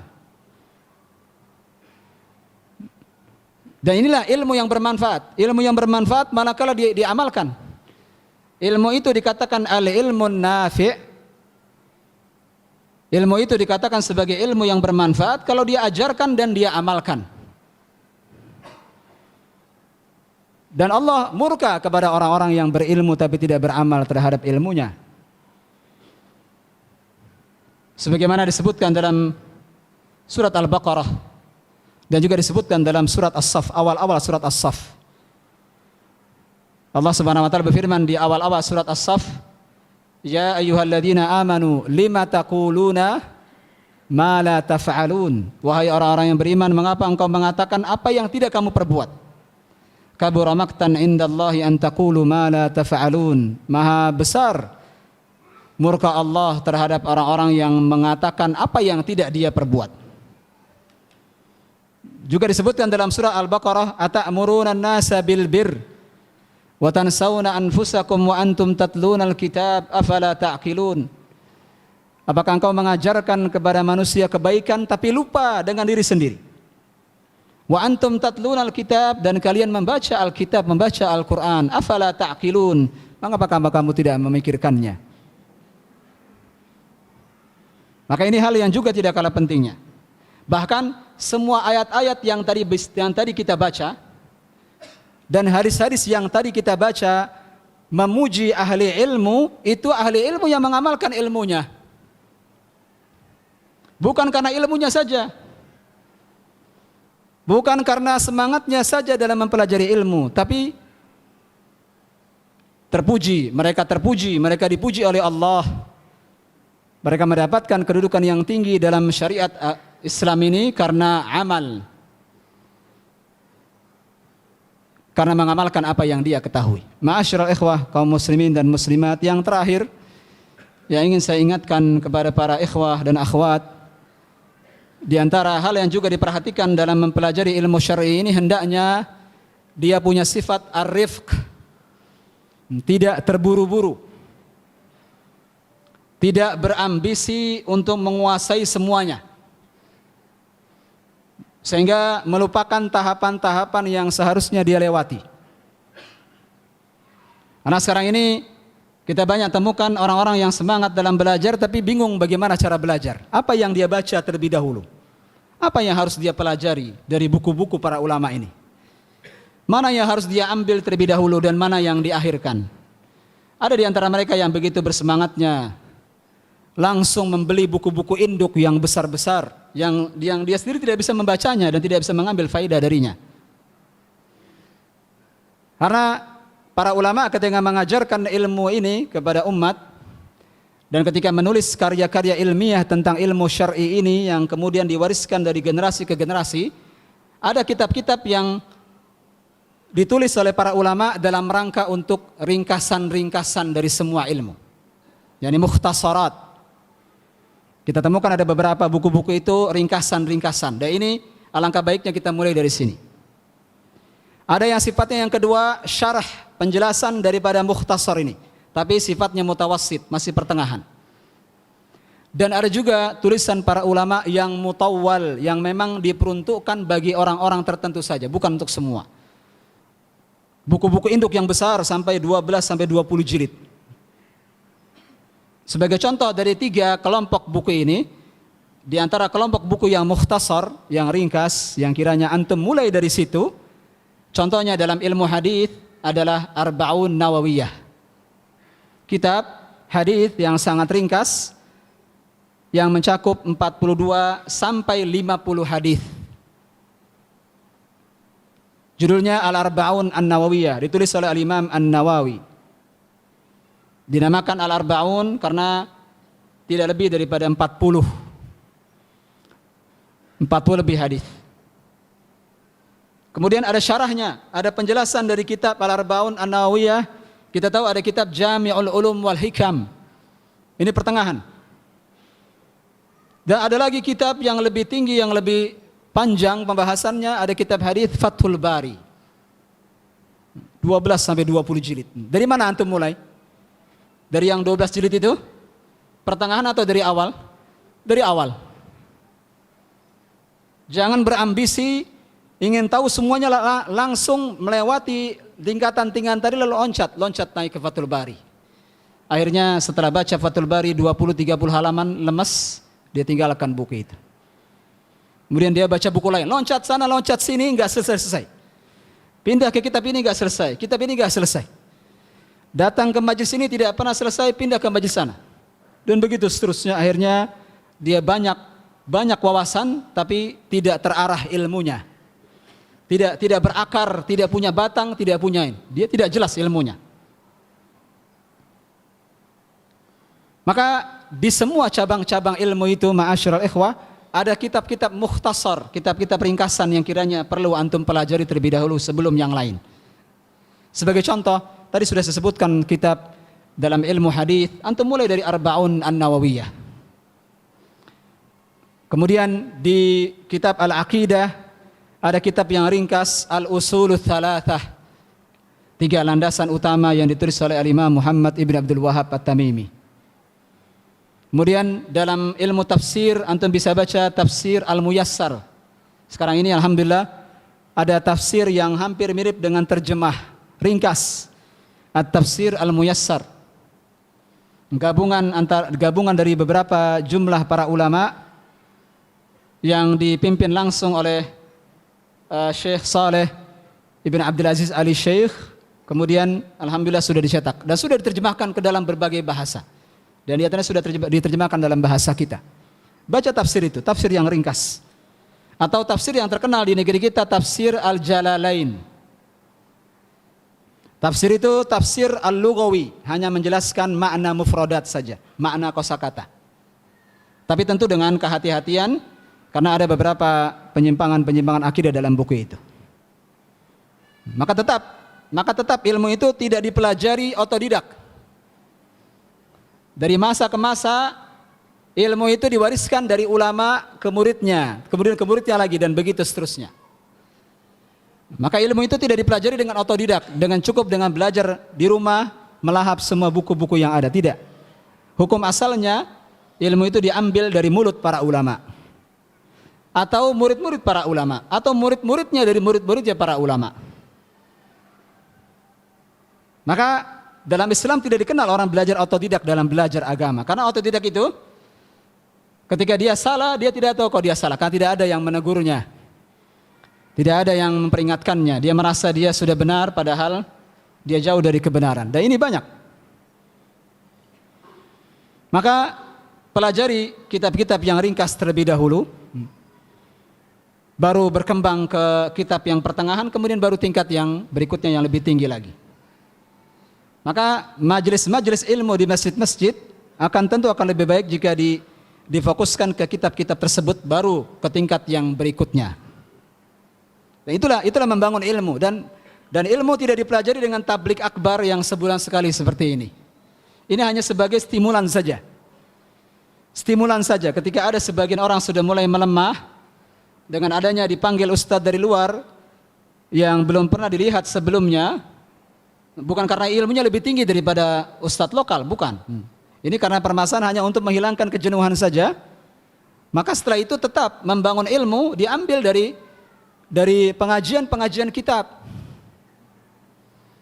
Nah ini beberapa fenomena yang kita lihat sekarang ini, tabligh akbar lebih ramai daripada kajian kitab. Iya tidak? Hari ini berapa yang hadir? Ketika nanti kajian kitab di masjid yang lainnya, yang hadir segini? Tidak. Nah, ini kesalahan. Membangun ilmu justru dari kajian-kajian kitab itu. Ini hanya stimulan kecil saja bagi yang tadinya sudah mulai melemah, akan kembali bersemangat lagi. Itu inti tujuan utamanya. Bukan sebagai wasilah utama mempelajari ilmu syar'i. Kemudian yang terakhir yang juga tidak kalah pentingnya, dan ini khususnya negeri-negeri selain negeri-negeri Timur Tengah, ada satu ilmu alat yang kiranya penting antum pelajari, bahasa Arab. Ini ilmu alat yang mutlak dipelajari bagi siapa saja yang ingin mempelajari lebih jauh tentang ilmu ini. Khususnya bagi siapa saja yang ingin menghibahkan seluruh waktunya untuk ilmu, maka di antara ilmu alat, sebenarnya ini ilmu alat, bukan ilmu pokok, tapi ilmu alat ini menjadi sebab wasilah untuk mempelajari ilmu-ilmu pokok. Apa ilmu alat itu? Bahasa Arab. Mutlak dipelajari. Ilmu bahasa Arab ini ilmu alat, tapi wasilah untuk kita mempelajari ilmu-ilmu tadi yang kita sebutkan. Karena tentu akan berbeda harganya antara orang yang belajar melalui kitab-kitab asli para ulama dengan orang yang belajar dari terjemahan. Maka ada beberapa faktor, ada beberapa sebab mengapa bahasa Arab itu sangat penting bagi setiap penuntut ilmu. Yang pertama, sebab yang pertama mengapa bahasa Arab begitu pentingnya ilmu alat ini, karena Al-Quran dan Sunnah, kedua wahyu ini Allah turunkan dengan bahasa Arab. Karena para penuntut ilmu nanti akan mengambil ilmu dari mana? Semua cabang-cabang ilmu yang ada sekarang ini, induk utamanya dari mana? Al-Quran, Al-Hadis. Dan Al-Quran Allah turunkan dengan bahasa apa? Bahasa Arab. Maka mutlak. Dan Nabi yang terakhir, Nabi yang menutup perjalanan seluruh Nabi dan seluruh Rasul, Nabi Muhammad SAW diutus dari bangsa Arab.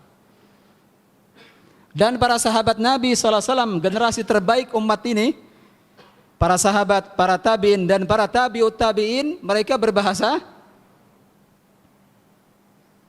Dan ilmu ini dari masa ke masa diwariskan dari ulama satu ke ulama berikutnya dengan bahasa Arab, bukan dengan bahasa lainnya. Silakan cek dalam sejarah. Bahkan sampai ke kita, Al-Quran sampai ke kita dengan bahasa apa? Bahasa Arab. Hadis-hadis Nabi SAW sampai ke kita dengan bahasa apa? Bahasa Arab. Kalau bukan jasa orang-orang yang bisa bahasa Arab menerjemahkan buku itu, antum tidak akan bisa baca. Maka ini yang pertama, sebab pertama pentingnya menguasai ilmu alat ini. Dan khususnya orang-orang yang sudah terlanjur menceburkan dirinya ke dalam dunia dakwah. Kalau sudah terlanjur diustadkan, maka bahasa Arab itu mutlak. Nah, dia akan mengajarkan kepada umat Al-Quran dan As-Sunnah. Sedangkan dia tidak mengetahui bahasa Arab, maka dia seperti orang yang faqidus syai' la yu'ti. Dia tidak punya apa-apa, tapi nggak bisa ngasih. Bagaimana dia akan ngasih orang kalau tidak punya apa-apa? Ini yang pertama. Yang kedua, karena tanpa ilmu alat ini kita akan tergantung terjemahan. Dan tidak semua terjemahan bisa kita pastikan benar terjemahannya. Ini juga hal yang penting diketahui. Adanya beberapa penerjemah yang terkadang mengejar target saja untuk menyelesaikan terjemahannya, sehingga mengejar urusan dunia. Bahkan ada sebagian penerbit mengambil beberapa penerjemah yang tidak kompeten. Saya pribadi melihat beberapa terjemahan yang rusak. Seperti misalnya saya pernah membeli buku tafsir Juz Amma. Ini sudah jam 9 lewat. Tafsir Juz Amma, tulisan Syekh Muhammad ibn Shalih Al-Utsaimin. Ini sebagai contoh saja, agar antum nanti mengetahui pentingnya belajar bahasa Arab, bukan melalui terjemah. Syekh Muhammad ibn Shalih Al-Utsaimin punya ceramah, majelis khusus tafsir Juz Amma. Ini juga hal yang penting diketahui. Belajar tafsir Al-Quran dari mana? Antum mulai, surat yang mana? Surat yang sering kita dengar surat apa? Surat-surat Juz Amma. Mulai dari situ. Mulai dari situ. Kita kembali ke kisah Syekh Muhammad ibn Shalih Al-Utsaimin.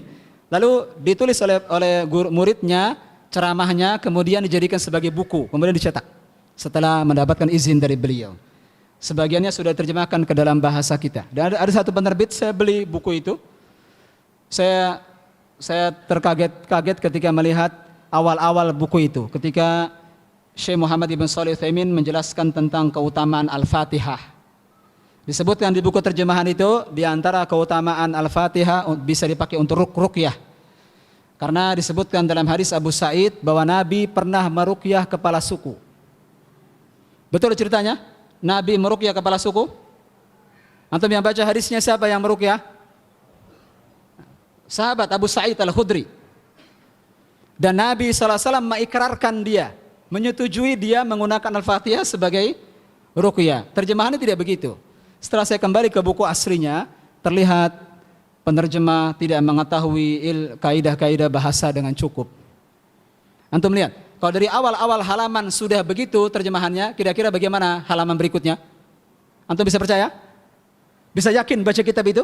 Buku itu langsung jatuh harganya di hadapan kita. Lihat, jika mengandalkan terjemahan. Ini yang kedua. Yang ketiga, belajar bahasa Arab itu mudah. Bukan hal yang sulit insyaallah. Dan ini sebagai penutup daripada pembahasan kita barangkali sebelum kita buka tanya jawab. Tidak ada alasan di antara kita tidak mau belajar bahasa Arab, karena bahasa Arab itu Allah mudahkan. Allah Subhanahu wa taala berfirman, "Fa innama yassarnahu bilisanika litubashshira bihil muttaqin wa tunzira bihi qauman ludda." Fa innama yassarnahu, dan sungguh kami mudahkan Al-Qur'an itu bilisanika, dengan bahasamu. Allah mudahkan karena bahasamu. Bahasa siapa ini maksud? Nabi Muhammad SAW. Bahasa apa dia? Allah mudahkan Al-Quran dengan bahasa Arab. Berarti menunjukkan bahasa Arab itu mudah. Tidak dikatakan Al-Quran itu mudah kalau bahasa Arab itu tidak mudah. Dan bahasa Arab itu mudah karena berbagai macam faktor-faktor yang tidak mungkin kita sebutkan semuanya. Di antaranya, kenapa bahasa Arab itu mudah sebenarnya? Pertama, karena bahasa Arab ini bahasa yang akrab di telinga dan lisan kita sehari-hari.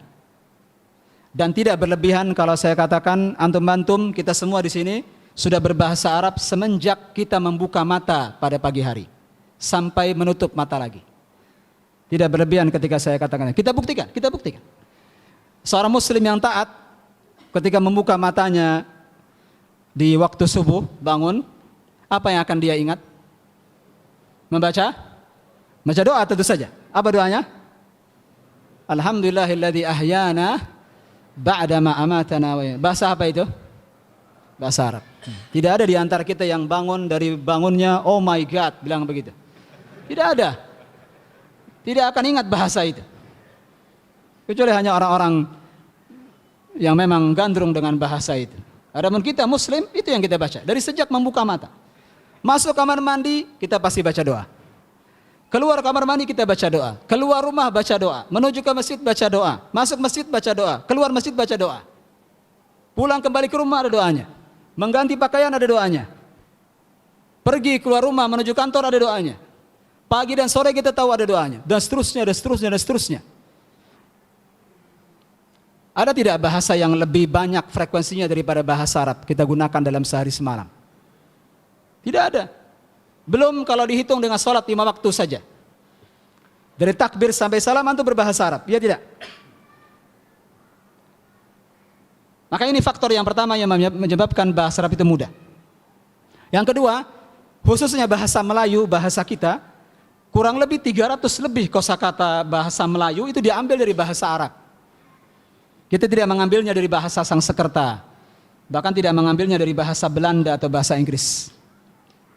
Walaupun sekarang ini ada orang punya usaha ingin merubah bahasa kita menjadi bahasa ke-Inggris-Inggrisan, sebagiannya sudah mulai ditranslate ke bahasa Inggris.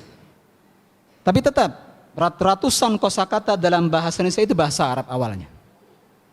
Yang menjadikan bahasa Arab itu sulit bukan karena tabiat bahasanya, tapi karena cara mengajarkannya yang salah selama ini. Sebagian besar di antara kita tidak memudahkan bahasa Arab. Padahal ini ilmu alat yang nanti manfaatnya besar terkait dengan ilmu syar'i. Dia kunci memahami ilmu-ilmu syar'i. Kalau ini dibicarakan di Timur Tengah tidak akan banyak pengaruh. Timur Tengah orang-orang ngerti bahasa Arab. Tapi kalau kita tidak, maka kuasai ilmu itu. Bersabarlah dalam mempelajarinya. Dan semoga Allah SWT berikan hidayah kepada kita semua. Kiranya cukup sampai sini pembahasan kita. Sebenarnya masih luas pembahasan tentang ilmu ini. Tidak cukup dengan 1-2 pertemuan saja. Harapannya setelah ini antum ke rumah memperluas referensi. Ilmu itu tidak berhenti sampai sini saja. Terus perbanyak, perdalam, dan cari referensi-referensi lainnya yang kiranya terkait dengan pembahasan kita pada hari ini. Yang benar datang dari Allah Subhanahu wa taala dan yang salah datang dari saya dan dari syaitan, dan saya mohon ampun kepada Allah atas segala kesalahan. Silakan bagi ikhwah dan akhwat yang ingin bertanya, kami persilakan.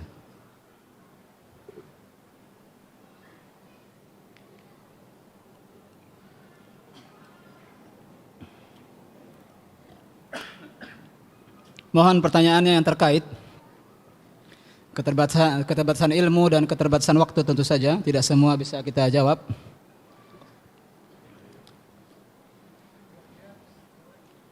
Sudah, cukup. Tidak semua bisa kita jawab. Nanti butuh waktu berjam-jam ini.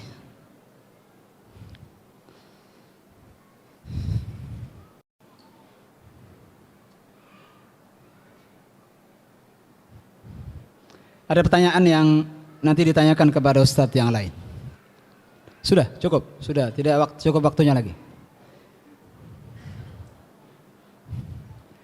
Assalamualaikum warahmatullahi wabarakatuh. Mana yang lebih ustadz sarankan atau lebih diutamakan? Mempelajari bahasa Arab, mempelajari kitab-kitab, atau menghafal Al-Quran? Sebenarnya bisa dikerjakan semua dalam satu waktu. Ketika antum mempelajari Al-Quran, mempelajari bahasa Arab, nanti akan membantu antum mempelajari kitab-kitab. Dan ketika antum belajar bahasa Arab akan membantu antum dalam menghafal Al-Quran. Karena menghafal Al-Quran melalui pemahaman itu akan lebih lekat. Akan lebih lekat. Karena dengan memahami sebuah ayat biasanya ini akan lebih sulit untuk hilang. Kebalikannya yang sering terlupakan karena ketidakpahaman dari segi makna awalnya. Walaupun sebenarnya Allah telah mudahkan, kita temukan banyaknya para penghafal Al-Quran tapi tidak ngerti bahasa Arab. Iya tidak? Uniknya Al-Quran begitu. Allah turunkan dengan bahasa Arab, tapi orang yang tidak ngerti bahasa Arab pun bisa menghafalnya. Dan sudah banyak ribuan, mulai dari anak kecil, dewasa, sampai orang tua.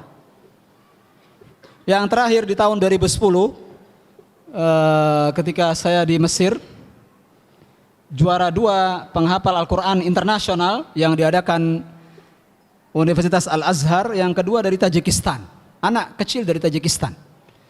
Juara ketiganya anak perempuan dari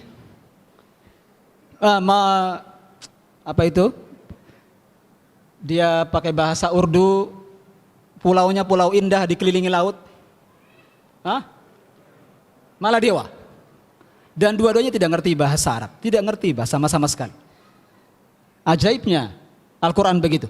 Itu saja bisa, apalagi yang paham maknanya.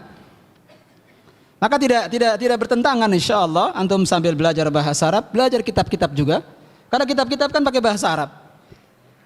Dan juga tidak bertentangan dengan antum menghafal Al-Quran, karena nanti saling menguatkan insya Allah.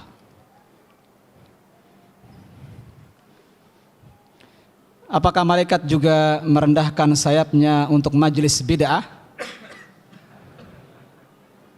Tidak bisa dipukul rata semuanya. Tidak bisa dipukul rata semua, karena bid'ah itu kan bertingkat-tingkat. Dan pembahasan ini pembahasan yang luas sebenarnya. Kita hanya bicara tentang keutamaan ilmu. Nanti ditindaklanjuti dengan bertanya kepada ustadz yang mengajar insya Allah. Bagaimana dengan ustadz saya yang menentukan tarif dalam berdakwah? Apakah Allah akan menyebut namanya di hadapan para malaikat? Sekarang ini semua orang punya kebutuhan pokok, ya tidak? Bagaimana antum bisa memenuhi kebutuhan pokok antum? Bagaimana caranya? Bekerja, ya tidak? Nah, ada sebagian orang menghibahkan waktunya untuk mengajar. Dari mana dia dapat memenuhi kebutuhan pokok? Dari mana dia dapat?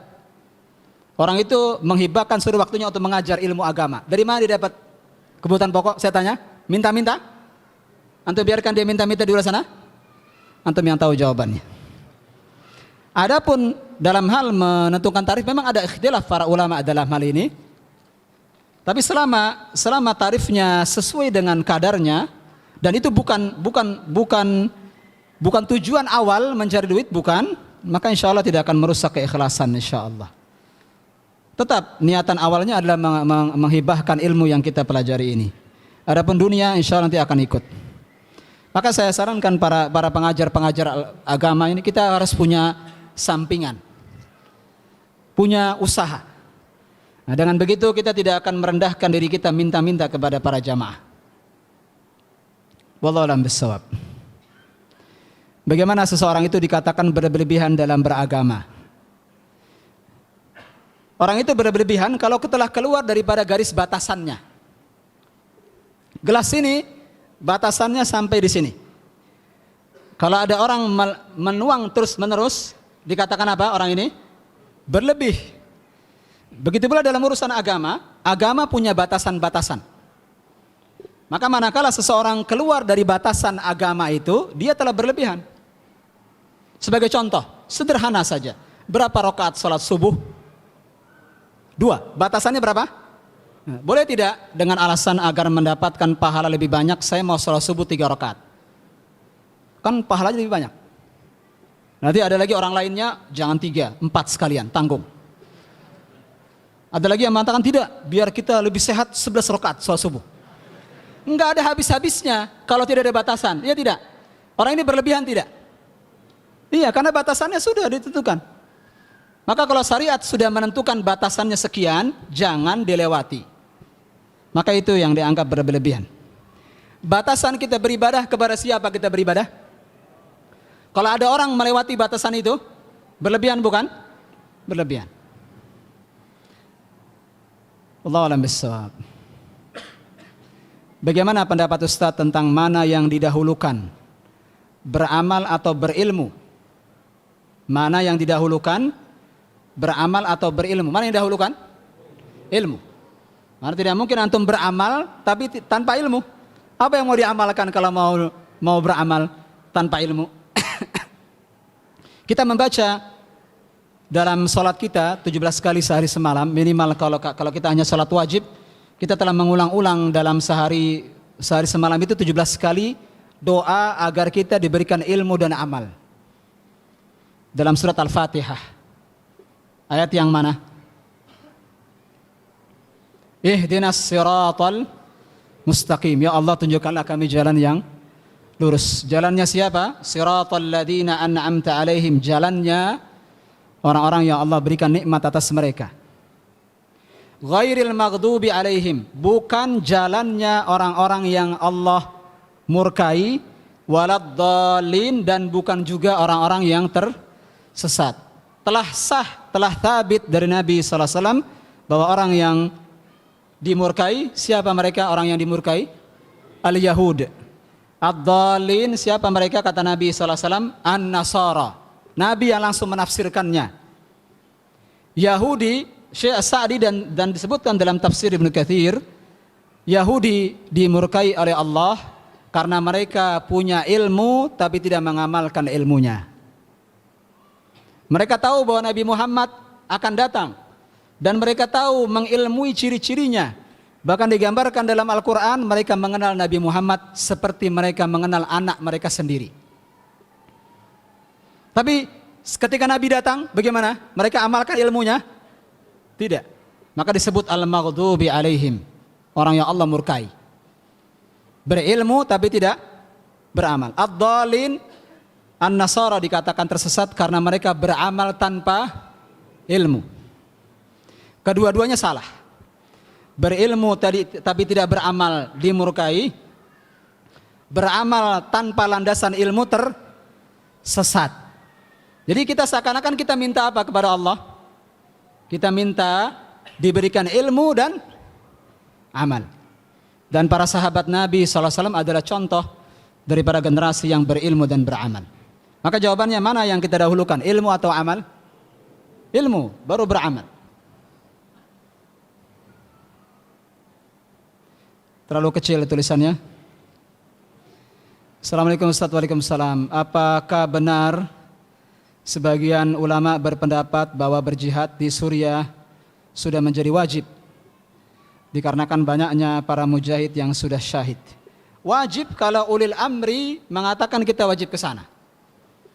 Siapa ulil amri kita di sini? Presiden kita, Pak Jokowi. Kalau Pak Jokowi memerintahkan kita bantu, maka kita bantu. Jika tidak, maka bukan fardu ain.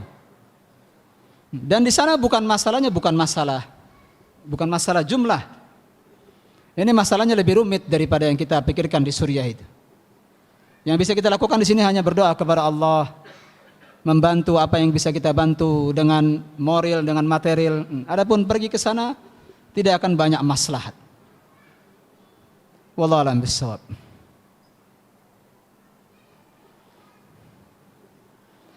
Bagaimana metode yang dilakukan oleh Syekh Al-Albani dalam menuntut ilmu? Anak saya banyak mendengar orang-orang yang meremehkan dan menyalahkan beliau. Dari mana disalahkan beliau?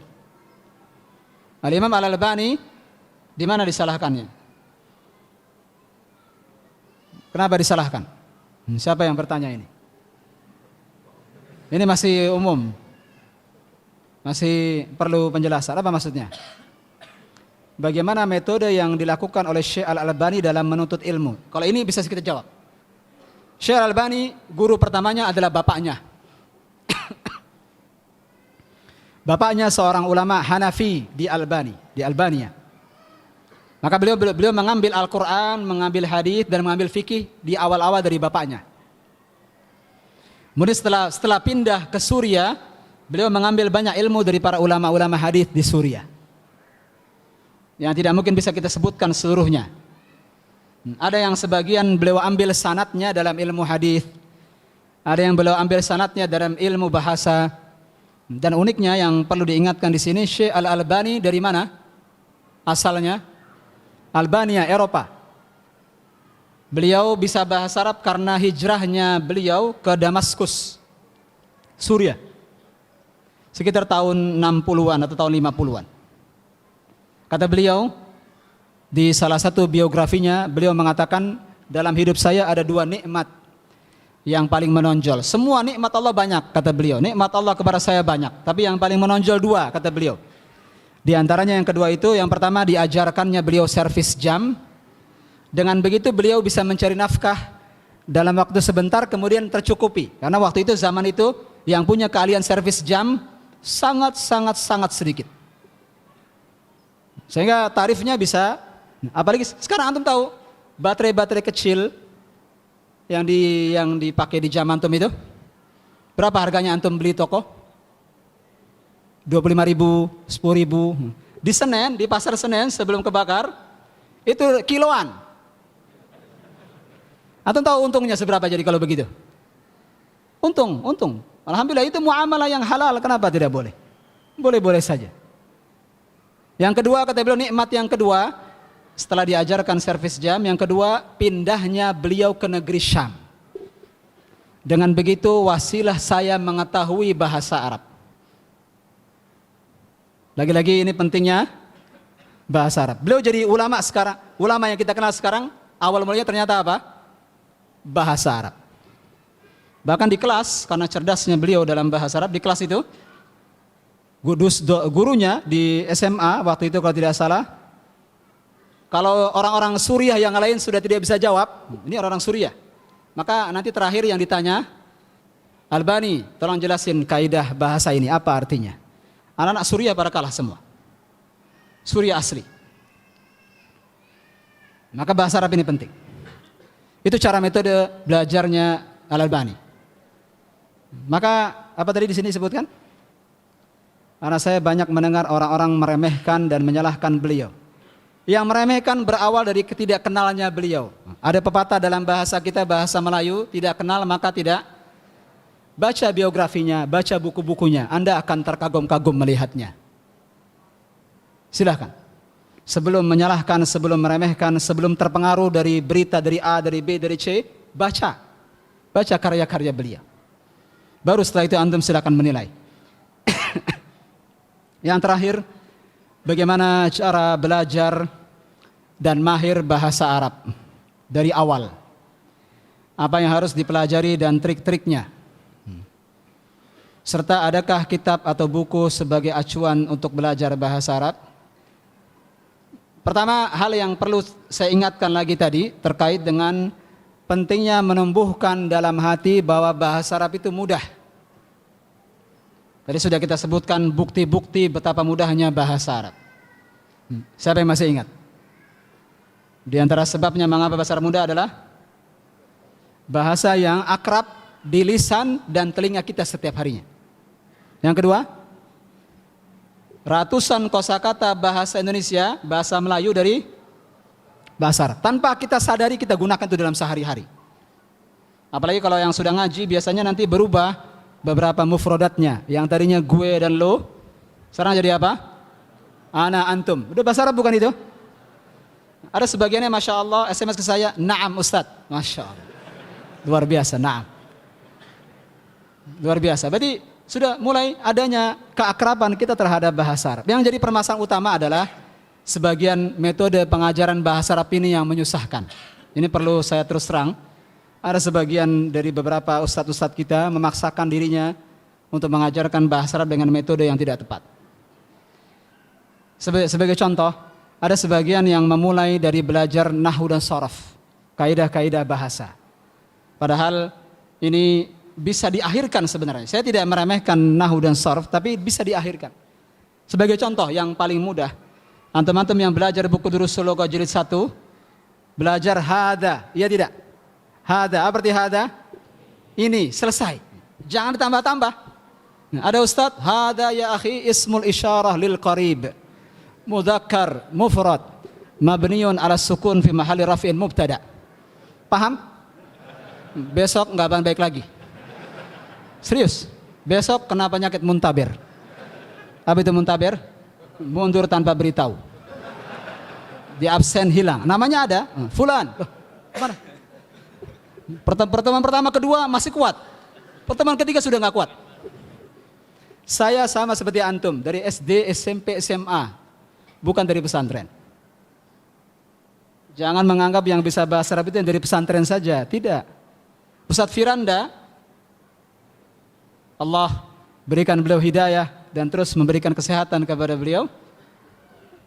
Pengajar tetap di Masjid Nabawi, iya tidak? Dulu SD, SMP, SMA. Bukan dari pesantren. Orang-orang berhayal, oh Ustadz Hamzah dari pesantren. Jangan-jangan ya. Kok pintar bahasa Arab? Bukan. Saya mulai belajar bahasa Arab dari SMA. Itu pun dari kaidah-kaidah nahwu yang memusingkan kepala. Iya, terpaksa belajar. Tapi lama-kelamaan akhirnya paham. Maka kepada ikhwah yang mengajarkan bahasa Arab, mohon dipermudah bahasa Arab itu. Jangan melebihi daripada apa yang dibutuhkan sekarang. Nanti membahas i'rab daripada hada nanti bisa diakhirkan. Sekarang pahami saja hada artinya ya, selesai. Besok tambah lagi. Besok tambah la. Apa itu la? Tidak. Besok tambah lagi na'am. Apa itu na'am? Terus begitu. Sudah berapa itu? Hada na'am la. Itu sudah dipakai setiap hari kan? Maka dari sini saya lihat akan lebih afdal kalau antum perbanyak mufradat terlebih dahulu. Dan saya lihat di antara buku yang bisa dijadikan sebagai rujukan, kitab Durusul Lughah terbitan Madinah, atau ada juga Durusul Lughah Gontor. Saya kaget ternyata Gontor juga punya buku Durusul Lughah dan umurnya lebih tua daripada Durusul Lughah Madinah. Dan metodenya hampir sama, memudahkan bahasa Arab itu. Maka itu. Kemudian di antara trik dan tips yang perlu diingat sini, yang pertama juga yang tidak kalah pentingnya, bahasa Arab itu ada dua macam. Ada bahasa Arab yang hukumnya fardu ain, ada bahasa Arab yang hukumnya fardu kifayah. Fokuskan kepada yang bahasa Arab yang fardu ain ini. Di bagian mana bahasa Arab yang hukumnya fardu ain bagi kita semua? Di antaranya baca Al-Qur'an. Mahirkan baca Al-Qur'an, lancarkan baca Al-Qur'an. Itu sudah bahasa Arab itu. Atau belajar baca Al-Quran itu proses belajar bahasa Arab yang fardu ain lagi. Maka mahirkan, lancarkan bacaan Al-Quran. Jangan meloncat pengen tahu mufradat yang lain. Baca Al-Quran saja masih belum lancar. Masih Iqra 3 misalnya atau masih Iqra 4. Jangan, lancarkan dulu baru nanti kemudian nanti akan insyaallah akan Allah mudahkan. Kemudian yang juga tidak kalah pentingnya, sebenarnya banyak tips-tips itu, tapi beberapa saya cukupkan pada malam ini, waktu sudah melebihi daripada waktunya. Yang kedua, tentu saja landasan utamanya sama seperti tadi kita menuntut ilmu, ikhlas. Ini hal yang juga tidak kalah pentingnya di awal. Yang kedua, sabar. Karena belajar bahasa Arab itu tidak mudah, perlu waktu. Kita bukan bikin mie instan. Di bahasa Arab itu juga tidak ada yang instan. Kalau mie ada mie instan, ada kopi instan, tapi kalau bahasa Arab tidak ada yang instan. Paham maksud daripada instan ini? Langsung jadi, tidak. Butuh waktu. Butuh bertahun-tahun, butuh keseriusan, butuh kesabaran. Kalau tidak sabar maka cepat-cepat kita akan tinggalkan bahasa Arab ini. Yang ketiga yang juga tidak kalah pentingnya, rutin hadir, jangan tidak hadir, jangan gaib, jangan banyak beralasan. Ada sebagian orang, ini termasuk di antara penghalang penuntut ilmu, beralasan dengan sibuk. Padahal menyibukkan diri, bukan sibuk. Sering tidak hadir, karena belajar bahasa Arab itu seperti naik tangga. Naik tangga. Kalau mau sampai ke atas, berarti kan lewat anak tangga 1, anak tangga 2, terus begitu kan? Di anak tangga pertama antum hadir, alhamdulillah. Tapi tiba-tiba 2 minggu tidak hadir. Sudah seminggu sekali, tiba-tiba 2 kali tidak masuk. Sehingga ada 2 anak tangga yang antum terlewat. Maka di pertemuan berikutnya antum harus naik ke anak tangga keempat atau kelima. Maka 2 kemungkinan, antum bisa naik tapi terengah-engah kecapean, atau kemungkinan kedua antum tidak bisa naik, jatuh, akhirnya tidak bangun lagi. Akhirnya alasannya seperti alasan klasik yang lainnya yang sering kita dengar, saya tidak sanggup lagi Ustaz. Kena penyakit apa? Penyakit muntaber lagi. Berawal dari kita yang tidak melazimkan diri kita. Kemudian yang keempat, sudah berapa tadi saya sebut? Yang 4, yang juga tidak kalah pentingnya, murajaah. Ini kata kunci yang sering diulang-ulang. Murajaah itu mengulang pelajaran di rumah. Jangan mengandalkan hanya di situ saja. Karena ilmu itu kalau tidak diulang akan hilang. Maka sudah seminggu sekali, tiap minggu lupa semua. Setelah 2 bulan berjalan, antum berjalan di tempat. 2 bulan berlalu sama seperti hari pertama belajar. Tidak ada yang nempel di sini. Akhirnya kena penyakit yang masyhur tadi. Setelah 2 bulan. Maka ini diantara hal-hal yang penting dilakukan. Yang terakhir, yang tidak kalah pentingnya juga, setelah semua usaha sudah dilakukan, maka jangan lupa minta kemudahan kepada Allah Subhanahu wa taala. Tidak ada yang memegang kunci-kunci kemudahan kecuali Allah. Kalau Allah sudah mudahkan, insyaallah Allah berikan kemudahan. Saya ingat kisah salah seorang ulama bahasa, saya lupa siapa namanya, disebutkan oleh Syekh Muhammad ibn Shalih Al-Utsaimin dalam Kitabul Ilm, kisah beliau, bahwa ada seorang ulama belajar, di awal waktu, di awal ketika belajar dia gagal, di coba kedua dia gagal, yang ketiga dia gagal, berkali-kali dia gagal. Satu saat setelah kesekian kalinya gagal, dia pulang ke rumah, merenung di kamarnya. Ketika dia merenung, dia melihat seekor semut sedang membawa makanan yang kadang-kadang kita lihat semut itu bisa membawa makanan 3 kali lipat daripada badannya. Semut itu punya kemampuan begitu. Semut itu membawa makanan berlipat-lipat dari berat badannya, kemudian naik ke dinding. Apa yang terjadi? Jatuh. Berulang-ulang jatuh. Tapi semut uniknya, kenal putus asa. Dia tinggal makanan itu, sampai akhirnya kesekian kalinya dia bisa naik, bisa melewati tembok itu, tembok kamarnya. Besoknya dia bersemangat. Mas setelah itu dia menjadi ulama yang sangat terkenal setelah itu. Anak kesabarannya. Maka jadilah orang yang tidak kehilangan semangat. Mintalah kemudahan-kemudahan kepada Allah. Semoga Allah SWT berikan kemudahan bagi kita semua. Kiranya cukup sampai sini dulu. Yang belum dibaca pertanyaan bisa ditanyakan kepada Ustadz yang mengajar di masjid ini dan di majelis-majelis yang lainnya. Dan sekali lagi, yang benar datang dari Allah Subhanahu wa taala dan yang salah datang dari saya dan dari syaitan. Dan saya mohon ampun kepada atas segala kesalahan. Dan terakhir, kita mengingat sabda Nabi sallallahu alaihi wasallam, la yashkurullaha man la yashkurun nas. Tidak bersyukur kepada Allah orang yang tidak bersyukur kepada manusia. Maka di kesempatan penutup kajian kita malam ini, kita mengucapkan banyak terima kasih, syukran wa jazakumullah khairan kepada pengurus masjid ini yang telah mengizinkan kita untuk menyampaikan ilmu di sini. Semoga Allah berikan pahala yang berlipat ganda dan semoga Allah SWT berikan hidayah kepada kita semua. Dan sebagaimana Allah kumpulkan kita di majlis ini, semoga kelak Allah kumpulkan di surganya. Amin ya rabbal alamin. Kita tutup. Subhanallah hamdik asyhadu an la ilaha illa anta astaghfiruka wa atubu ilaik. Assalamualaikum warahmatullahi wabarakatuh.